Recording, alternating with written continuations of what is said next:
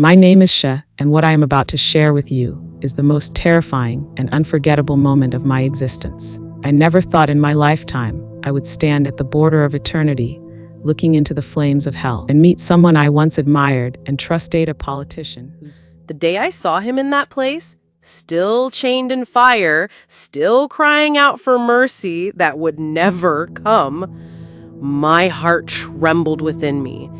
His screams are burned into my soul. The man who once stood with power, influence, and the praise of millions was now reduced to nothing but torment, shame, and endless regret. I tell you, nothing prepared me for that moment. Nothing prepared me for the shock of watching a man who walked the earth as a leader, now begging for one single drop of water. And the most haunting part? He recognized me. He called my name. This is my story, the journey of how I found myself in the depths of hell and what I witnessed there that changed everything about the way I live today. I was born into a Christian family, but if I'm honest with you, my Christianity was mostly on the surface. My parents prayed, my mother fasted, my father carried his Bible every Sunday. But me? I lived a double life. I was that girl who could sing in the choir on Sunday and yet keep unforgiveness, pride, and hidden sins deep in my heart during the week. People thought I was a good Christian girl, but only God knew the truth. I was lukewarm. I believed in heaven, but I rarely thought about hell. Whenever preachers mentioned it, I brushed it aside, telling myself God is too merciful to ever allow me to go there. Deep down, I thought hell was only for murderers, witches, and the worst of sinners, not for ordinary people like me. I grew up with scars, too, pain that shaped my heart. I battled rejection, I carried bitterness, and I masked it with success and appearances. But inside, I was drifting further and further from God. And then there was him, the man I once admired, the politician. I won't call his name because it's not about shaming him, but about warning all of us. You see, when I was younger, he was like a hero to me. He spoke with passion. He promised change. His words gave me hope that life in this country could be different. I remember watching him on television, clapping, even defending him in conversations when others criticized him. I thought, at least someone is brave enough to leave us. I had no idea that one day our paths would cross in a way that would scar me forever. Looking back now, I see how blind I was. I put my trust in man more than in God. I believed in empty promises more than in the word of truth. I admired his confidence, but I ignored his corruption. I excused his sins because, to me, he was still better than most. And this is where I must pause and speak to you, my brothers and sisters listening to me right now. I know that people from many nations are listening to these testimonies. Please let me know in the comments where you're watching from. It humbles me to know that what I share here reaches homes, hearts, and nations beyond mine. It reminds me that we are one family under God, all walking toward eternity. But let me confess something. Back then, I never thought much about eternity. I was busy chasing my own dreams. I prayed when it was convenient, I sinned when I felt like it, and I comforted myself with the thought that God understood. I didn't drink, I didn't smoke, I didn't kill, so I thought I was safe. Yet in the quiet moments of my life, I felt an emptiness gnawing at me. Sometimes in the dead of night, I would hear whispers in my heart. What if you die like this? What if you're not as safe as you think? But instead of repenting, I buried myself in distractions. I tell you this part of my life because I want you to understand. I wasn't some hardened atheist. I wasn't someone who openly mocked God. I was a churchgoer, just like many of you listening. I knew his word, but I lived on the edge of compromise. I loved God with my lips, but my heart was far away. And it was in that lukewarm state, half in my world, half in the church, that my life was suddenly interrupted, and I found myself face to face with eternity. It was a hot evening in July 2019. I had just returned home from work, tired and restless. I remember sitting on my bed, scrolling endlessly on my phone, trying to drown the uneasiness in my heart. That night, something felt strange in the air. I can't explain it fully, but it was as though an invisible shadow had entered my room. Around midnight, my body began to fail me. My chest grew tight, my breathing shallow. I tried to call out, but no sound came. Fear gripped me as sweat poured down my face. I thought maybe it was just stress, maybe my blood pressure, maybe exhaustion. But deep down, I knew this was different. Suddenly, my heart gave a violent thump, and everything went dark. I thought I had fallen asleep, but then I realized I was standing outside my body. My eyes widened in horror as I saw myself lying on the bed, motionless. My spirit trembled. I reached out to touch my body, but my hand passed straight through. That was when the truth struck me. I had left the land of the living. Panic surged through me. I wanted to scream, but no voice came out. The room grew colder, and then I heard it. A sound that chills me even now when I remember it. A distant roar like the wind of a storm mixed with thousands of tortured screams. My ears rang as the sound drew closer, and before I could move, something yanked me downward with a force I could not resist. It was as if invisible chains wrapped around my spirit, dragging me into a tunnel darker than any night I had ever known. The air was heavy, thick with the stench of sulfur and burning flesh. I struggled, I kicked, I cried, but nothing helped. I was being pulled to a destination I did not choose. As I descended, I began to see faint flickers of red and orange, like distant fires burning far below. The screams grew louder, each one carrying a different story of regret. Some shouted for mercy. Others cursed God. Some cried out the names of their children. Each voice pierced my soul. My body trembled with terror. This cannot be real. I'm dreaming. I'll wake up soon. But no matter how much I tried to convince myself, everything around me screamed of reality. The heat scorched me, though I was only at the entrance. My skin felt as though flames licked at me, yet I was not consumed. I will never forget the smell. It was not just fire, it was the stench of hopelessness, decay, and eternal death. Finally, I reached a wide open pit. My eyes darted in every direction, and what I saw froze my spirit with horror. Souls. Countless souls, wailing, gnashing their teeth, their hollow eyes filled with endless despair. Some were bound in chains, some were burning in what looked like rivers of fire, and others were tormented by creatures too hideous to describe. I fell to my knees, weeping uncontrollably. "God, no! Not here! Not me!" I cried, but there was no answer, only echoes of torment surrounding me. And then, as I lifted my head, I noticed a figure not too far away. At first, he was just another soul among the suffering, but as I drew closer, my heart sank. My blood turned cold, and my legs weakened beneath me. I knew that face. It was the face of the politician I once admired. When my eyes locked on his face, my whole body shook.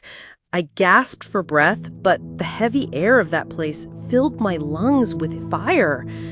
It was him, the very man whose words once lit up my heart with hope. The man I defended in countless conversations, the leader I believed was different, the politician I thought cared for the people. But here he was, his once sharp suit now replaced with rags scorched by flames, his skin blistered and peeling, his voice cracked from endless screaming. Chains bound his hands and feet, glowing hot with fire. The proud, commanding man I once admired was now reduced to a trembling, broken figure writhing in agony. I froze, unable to move, my spirit crying inside me, How can this be? And then it happened. His eyes turned toward me. Aisha, he whispered hoarsely, his voice choked with despair. You are here too? I stumbled backward, shaking my head. No. My voice broke. This can't be real. This isn't you. It can't be. But he nodded, tears mixing with the ashes on his face. It is me. This is where I am. This is my forever. I fell to the ground, my heart pounding. But you were a leader, a voice for the people. How could you be here? His cry rose above the flames. I was a liar, Aisha, a deceiver. I used the people's hope for my own gain. I spoke of change, but my heart was full of greed. I robbed the poor. I cheated widows. I betrayed the trust of millions. And now, this is my reward. The way he spoke, broken, shattered, stripped of all pride, cut me deeper than the fire around us. He pulled at his chains, screaming, Tell the world that power is nothing here. Titles mean nothing here. Influence cannot save you here. Please, Aisha, if God gives you another chance, warn them not to follow my path. Warn them that corruption, pride, and lies lead here. This place is real. Hell is real. His words echoed in my soul, each syllable like a knife piercing my heart. This was not just a random sinner. This was someone I once trusted. His downfall became my warning. I wanted to reach out, to comfort him, but a wall of flame roared between us, forcing me back. His cries grew louder, more desperate. Please, just one drop of water, one more chance, he wailed, collapsing to the ground. I had everything on earth, cars, houses, power, respect. But what use are they now? Nothing could follow me here. I traded eternity for shadows. I sold my soul for applause. And now, it is too late. Tears streamed down my face as I covered my ears, but no matter how I tried, his cries pierced through. Aisha, he shouted again, don't waste your life as I did. Don't be deceived by the world. Don't live half-hearted for God. Please, tell them. My whole being trembled. This was no longer about politics. This was about eternity. His eyes, burning with torment, locked into mine one last time before the flames swallowed him deeper into the pit. I screamed, my voice breaking. God, please, no, not him, not me. Get me out of here. But all I could hear were the endless wails of the damned and the haunting memory of his voice echoing. Tell them. Tell them. I was still on my knees, trembling, my ears ringing with the politician's last cries, when suddenly the ground beneath me shook. A roar, louder than thunder, echoed through the pit. The flames flickered violently, and the wailing of the damned seemed to pause for a moment. Out of the suffocating darkness, a light appeared. At first faint, like a candle in the wind, but then it grew, brighter and brighter, until it pierced through the thick shadows. I shielded my face because the brilliance was too much for my eyes to bear. Then I heard it, a voice. Not like the tormented screams around me, but a voice that carried authority, power, and yet tenderness. Aisha. My whole body froze. The sound of my name in that voice was unlike anything I had ever known. It was like a river flowing into the deepest dryness of my soul. Aisha, your time has not yet come. I wept uncontrollably. Lord, please, have mercy. Please, don't leave me here. The voice continued, firm, yet filled with love. I brought you here to see. I allowed you to witness, so that you may testify. Go back. Warn them. Tell them that hell is real. Tell them that sin leads here. Tell them that titles, riches, and applause cannot save a soul. Only my blood can save. As those words washed over me, the flames seemed to recoil. The darkness trembled. I lifted my head, and though I could not fully see him, I knew it was the Lord. The presence of Jesus surrounded me, brighter than the fire, stronger than the chains. My spirit felt a peace that hell could not touch. But Lord, I cried, I am unworthy. I am lukewarm. I failed you. And the voice replied, my mercy is greater than your failures, but do not return the same. Live holy, walk in the fear of God, speak the truth, whether men listen or not. For many are on the same path as the man you saw. Warn them before it is too late. Tears streamed down my face. His words struck my heart like fire. Yet, unlike the flames of hell, this fire purified instead of destroyed. Then I felt it. An invisible hand lifting me, pulling me upward. The screams grew faint, the smell of sulfur faded, and the darkness gave way to light. Faster and faster I ascended until suddenly I opened my eyes. Back in my room, lying on my bed, drenched in sweat, my chest heaving with breath. I was alive. Alive, but never the same again. From that night onward, my life could never return to what it was. The Aisha who lived half in the world and half in the church was gone. The Lord had pulled me out of the very jaws of hell, and every second of my life now feels like borrowed time. I no longer chase empty distractions.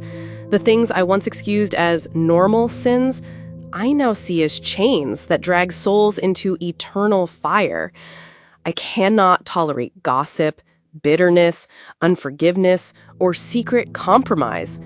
Every time I am tempted, the image of that pit flashes before me, and I remember the screams, the flames, and the voice of the politician begging for just one drop of water. My relationships changed too. I learned to forgive quickly, to love deeply, and to pray for others as though their eternity depends on it, because it does. I no longer admire men for their status, power, or influence. I now measure people by one thing: their relationship with God. I spend my days in prayer, fasting, and sharing this testimony wherever God opens the door. Every conversation is an opportunity to warn someone. Every day, a chance to live prepared. I am no longer lukewarm. I am burning with the urgency of eternity. Hell is real. I saw it, and I refuse to live another day as if it doesn't exist. My brother and sisters, hell is real. I did not hear about it. I saw it. I stood in it. I watched a man I once admired scream in endless torment. And if someone like him could end up there, what makes you think it cannot happen to you? Do not play with sin. Do not live lukewarm. Eternity is only one breath away. I beg you, repent, turn back to God, and live holy. As Jesus said in Matthew 7:21, "Not everyone who says to me, 'Lord, Lord,' will enter the kingdom of heaven." If today were your last breath, where would you spend eternity? If this story moved you, don't keep it to yourself. Share it with someone who needs to hear it. Thank you for listening. May the Lord keep you, protect you, and prepare your soul for eternity. Until next time, stay watchful, stay ready, and stay close to Jesus.